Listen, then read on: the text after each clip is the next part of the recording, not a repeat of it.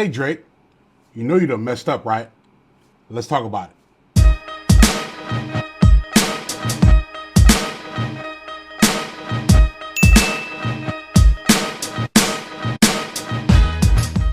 First off, I want to say I love good music. No matter what the circumstance, no matter what's going on in my life, I can always use some good music. And I'm pretty sure you can too as a listener, as a fan. As a fan of my channel, as a Drake fan, as a Kendrick fan, as a PartyNextDoor fan. Now let's talk about the album that just dropped today, which is PartyNextDoor and Drake. Now, before we talk about this album, I'm going to say this. I am a fan of PartyNextDoor and I'm a fan of Drake. I actually have a Drake playlist, low key. I play it in certain situations. Don't want to talk about what those situations are. Just saying. I got to play this for Drake.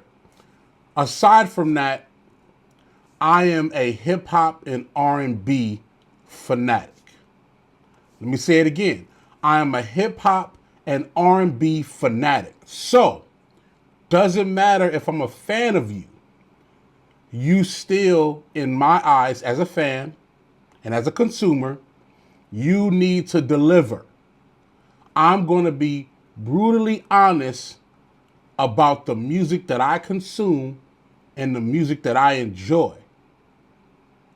So this video is just being, in my opinion, because it's only my opinion, brutally honest about the album, 21 songs, PartyNextDoor, Drake, Some Sexy Songs for You. Remember, the album is called Some Sexy Songs for You. Okay. I'm not going to do a whole breakdown of the entire album. What this video is about is my opinion of why this album missed the mark of what it was supposed to do, or what I feel like sonically and musically it is supposed to be. Now, does it have a couple of good records? Yes. Does it have a lot of fillers? Yes. Does it have cohesiveness? No. I'll break down a little bit of why I feel like the album doesn't live up to what I feel like it should be. And then I'll go into some other situations about why someone like myself and a fan like you may be listening with a close ear.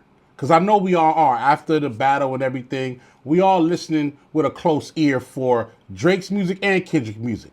Now, I'm not basing my opinion on that battle. I don't care about the battle. It's not about that. It's about, are you putting out good music or not? It's about that. Now, when this album, first off, this album was supposed to come out a while ago.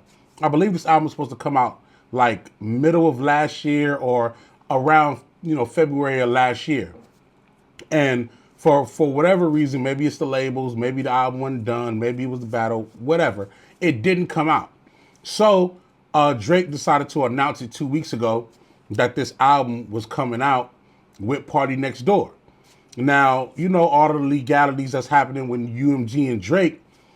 What they ended up doing was they ended up using PartyNextDoor's label to release the actual project. And it's still, if you look at the credits, it still has PartyNextDoor's label by way of, I believe, Sony. But then it also still has OVO by way of Republic Records, by way of UMG. So it still states that UMG is involved in putting out the record.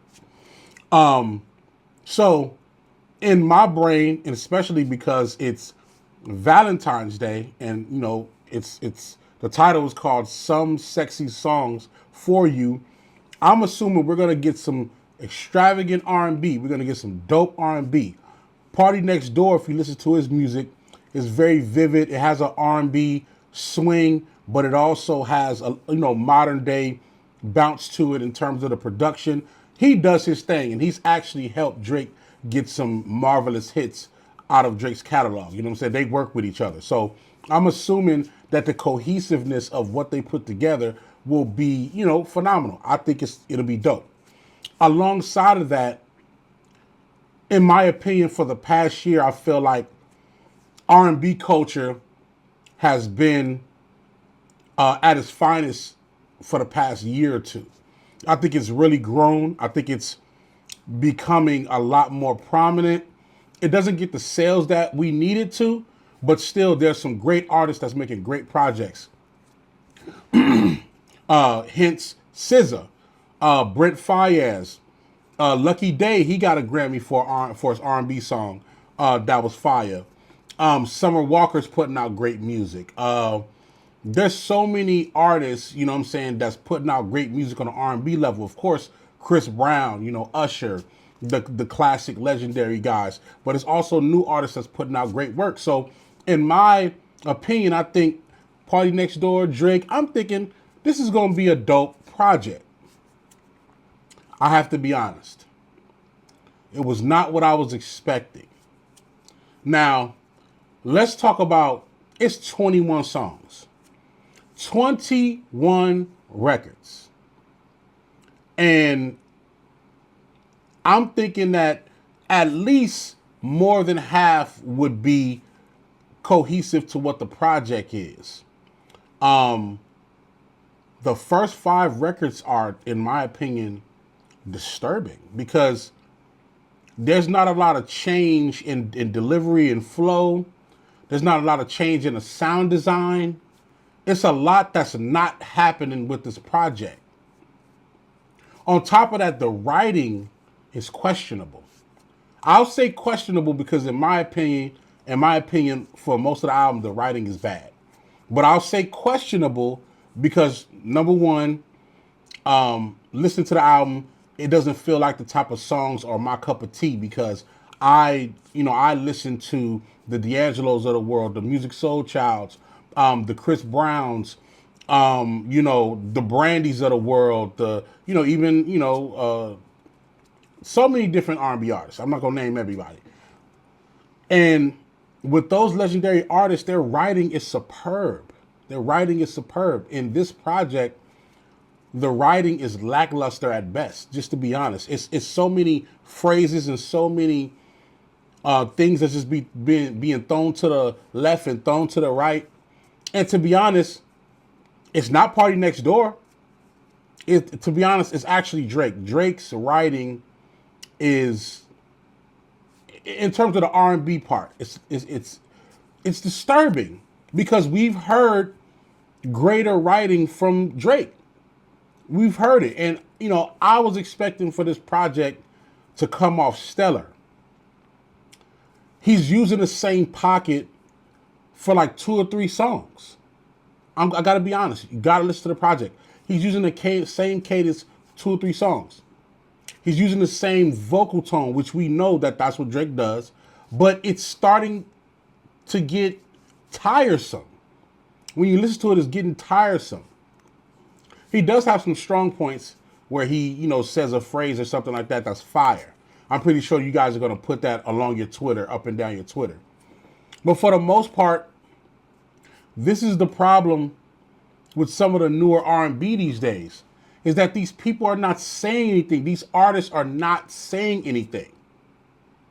The one thing about R&B 10 years ago, 20 years ago, 30 years ago, and not to be a historian, but the one thing about the R&B that I've grown to love, they were saying something. They stayed on topic with the concept of the song. They delivered it in such a way where not only are you getting great words, but you're getting great emotion. And a lot of this R&B music that we hear now, you're getting the same emotion with the same wording. And then they use the same phrase 3 or 4 different times like it's fire. No.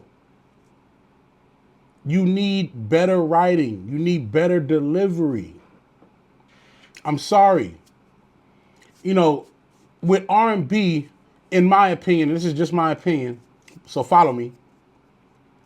There's 2 types of R&B artists, and I'm just going to speak for the males.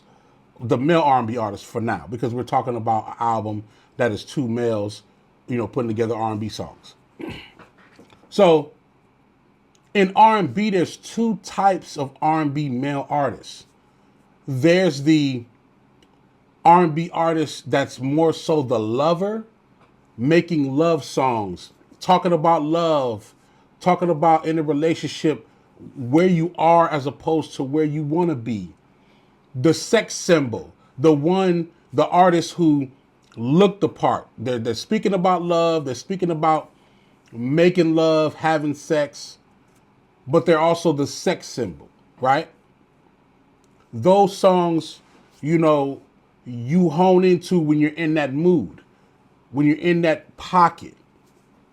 Artists like Genuine, Joe, who else? Chris Brown, Usher. There's, so many artists that are considered, the lovers, the sex symbols. You know what I mean? Then you get into the second type of R&B artists. And I'm going somewhere with this, so follow me. The second type of R&B artists are the eclectic R&B artists. The ones who come from a more progressive, positive, let's go through our problems together. When they talk about relationships, it doesn't really have to do so with sex. It's more about the connection with each other. Just more of the, it's about love, but it's about the deeper meaning of love. Not love as in sex, but love as in connection, family, energy, positivity. Artists like D'Angelo, Music Soul Child, India Irie. I mean, she's a woman, but I'm just naming, R&B singers. That type of energy. You know what I mean? So, in my opinion, there are two types of R&B artists that we can cling to. Now, not saying that they can't do the other style of R&B, but it's just this may be their go-to. But no matter what their go-to is, there's two things for certain. Number one, their voice and their vocals, their professional vocals, they stand out. They have their own flavor, their own style. D'Angelo didn't sound like Joe. Joe didn't sound like Donnell Jones. Donnell Jones didn't sound like Dave Hollister. Everybody had an approach to how they delivered their lyricism, their love, their energy, their emotion. Carl Thomas was different from Babyface. Jodeci was slightly different from H-Town. They had different approaches. You get what I'm saying? But their lyricism, their pen was fire. And I think, in all honesty, I think part of the writing on this album, I blame the fans. I blame the fans. You know why I blame the fans? It's because, number one, they always talking about Drake and ghostwriters. They always talk about, oh, Drake can't write his own stuff. He always got writers. Well, this is the product you get when you're criticizing an artist for having ghostwriters. Because this writing on this album is not cohesive. Sorry, it's not. And if you're a true Drake fan, then you would understand what I'm talking about. Because it doesn't sound like the previous projects that he's put out. Now, y'all can say that, oh, these are just fillers. He's just putting it out to get out his deal. Whatever the case may be, when you put music out, that is a representation of you and what you do. So I don't want to hear we just putting it out to throw out music. I don't want to hear that. I'm a Drake fan, so I want to hear some fire. I'm a PartyNextDoor fan. I want to hear fire. And to be perfectly honest with you, PartyNextDoor delivered when it was time for him to do his thing. He's not on a lot of songs, so in some cases, I really feel like this is a Drake album featuring PartyNextDoor. I understand the legalities that Drake is going through, so I'm going to just let that slide. But I want to be honest, the best songs, most of the best songs is PartyNextDoor songs. I want to be completely honest. Sorry. I'm not going to name what those songs are because I'm going to put it in the comments after y'all put in the comments what's y'all favorite songs from the Some Sexy Songs for You album. Let me know what's y'all favorite songs. Back to what I was saying. We need R&B records that have better lyricism, better cadence, better song changes with the sound design and the production. We need to feel it. It's just like a relationship. If your man or woman or mate is giving you the same emotion every single time, you're gonna get tired of it. If they're giving you the same vocal tone every time, you're gonna think that they don't love you. That's what being robotic is. That's being robotic. You're doing the same flavor every time. Nobody wants robotic love. How you making an R&B sexy song album and you being robotic? That's not how our sex game is. If ladies, fellas, if y'all having sex, are y'all being robotic? Are y'all doing the same 30 to 40 pumps with the same speed every time? Are you not going from 69, ultimate kissing, rubbing, hugging, and touching, all the way to the other elements? I can't explain it because I don't want to get flagged. Are you changing positions? Are you changing energies? Are you going from the bed to the floor? Are you going from the kitchen counter to the room? Are you switching speeds, switching styles? That's what R&B music is about. I don't hear it on this album. I'm sorry. I don't hear it on this album. Just saying. Another point I want to get out there. I want to talk about the sound design. Sorry for scratching my eye on the video, but it's real. It's late night and I'm sleepy. The sound design. It sounds like they tried to pacify good production by putting a lot of, chords, pads, light drums here and there. The modern spacey type of production, which is cool because I like that and I make that as well as a producer. But that doesn't mean because it feels eclectic or it feels, free flowing that you get to downgrade us on the lyricism and the writing.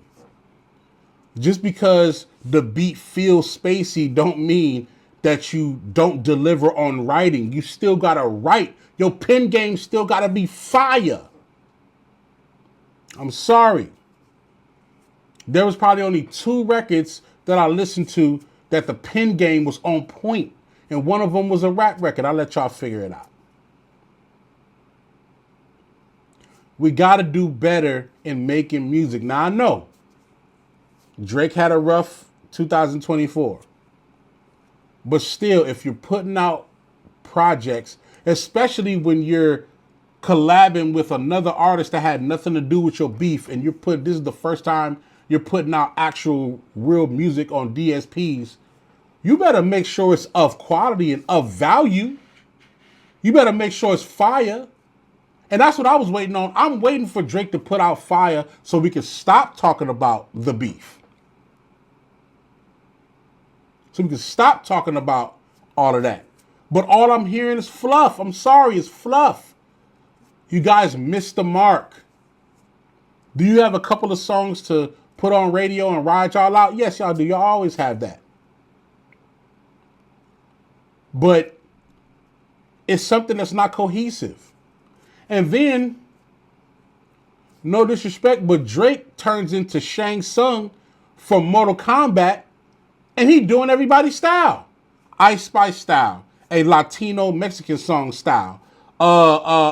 He doing a style for house music and whatnot. Like he does like a Young Thug style. Then he does like a Future style. What's up? What's up? Why are you being Shang Tsung and you switching all these different styles that are known by other famous artists. You, Drake, you got all the flavor. Find your pocket.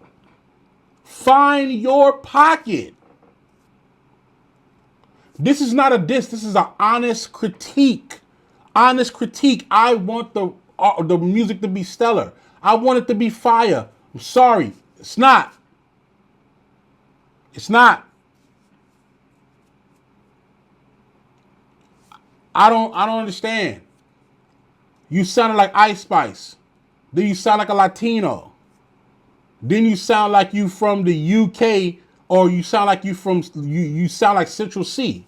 I know that's your homeboy, but I ain't heard you put out no records like that. Why you sound like Central C? He's already Central C. Why you sound like him? I don't understand it. I don't understand it. The title was called Some Sexy Songs for You. The second half of the album ain't got nothing sexy about it, except for this one PartyNextDoor record. I'll let y'all figure out which one that is. It's nothing sexy about the second half of the project in terms of the beat selection. Really nothing sexy about the first half, because the writing is not where it needs to be. Does it have a couple of good records? Yeah, for sure. It got a couple of good records, but this is not what you're supposed to be dropping on Valentine's Day. I'm sorry. This is not it. And I called a couple of people who listened to the project already. Mostly girls. I think all girls. And they not feeling it for their own reasons as well. But I think you guys missed the mark. And there's no growth in the music. Some of the songs that are okay, we've heard better songs from both these artists before. Some of the songs that are, that have potential, they feel like incomplete songs. They feel like a mixtape. You better off compiling the best 6 songs and just making it an EP. That would have been better. You dropped 21 records. And probably, I don't even know if even 5 of them, you have 5 dope ones. I'm being honest. In the comments, let me know. Prove me wrong in the comments, please.